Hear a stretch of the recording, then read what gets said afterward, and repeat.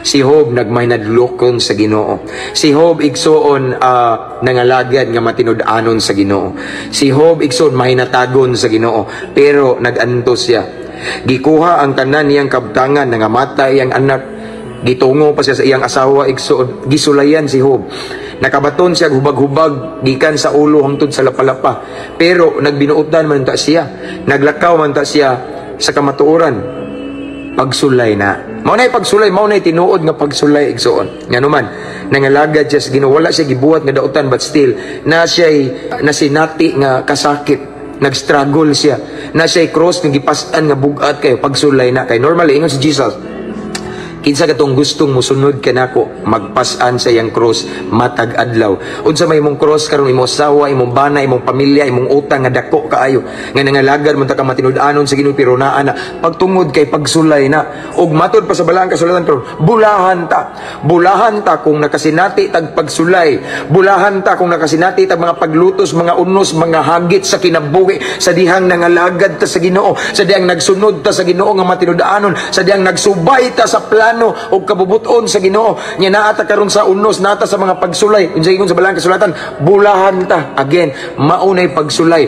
Ang pagsulay igsoon, take note, wala kay gibuhat nga daotan. Ang imong gibuhat maayo, ang imong gibuhat makapaymaya sa Ginoo, ang imong gibuhat nga maayo imong motibo, dili para pasikat, dili para pakitang tao, kundi para sa kaymayaan sa Ginoo. But still nagantos ka karon, maunay pagsulay. Ang atong isgutan na pud karon, consequence.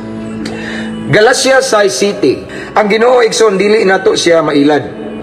Kung unsay ipugas sa tao, mausad ang atong anihon. Again, Galatia City, kung unsay gipugas nato karon or gahapon, mao pud na atong anihon. Mao nay gitawag og naay consequence. Now, mao nay consequence. Karon igsoon na kay gibati nga nasakitan ka. Nagantos ka karon igsoon. Wa na ka kibaw unsay imong buhaton. Nakay gipas-an karon nga bugat kayong problema ang imong giatubang igsoon. Pero before na nahitabo, niaging mga adlaw naa kay gihimo nga imo-imo ra. Nakay wrong decision. Nakay gibuhat nga bisag kabalo na kas kamatuoran, gisunod gyapon nimo ang imong pagbati.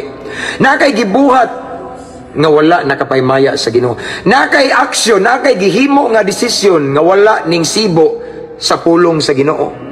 Mao na nga karon nagantos ka. Mao nang karon nagka-problema ka. Mao nang karon igso naglibog ka kung say angay nimong buhaton, nasakitan ka. Mao na siya'y consequence. Nasakitan ka, naglibog ka, nagantos ka karon kay karon naamang kay gihimo nga wa malipay ang Ginoo niaging adlaw.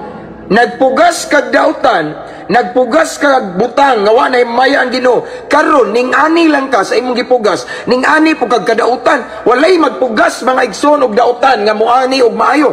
Once kabalo ka nga nakay gibuhat, nakay gipugas igsoon nga dautan, dili maayo, wala makapalipay sa Ginoo, wala makapaymuot sa Ginoo, dili jud ka moani og maayo. Ang imong gipugas nga binhi nga dautan, moani pug kag kadautan, mao na nga nagantos ka karon.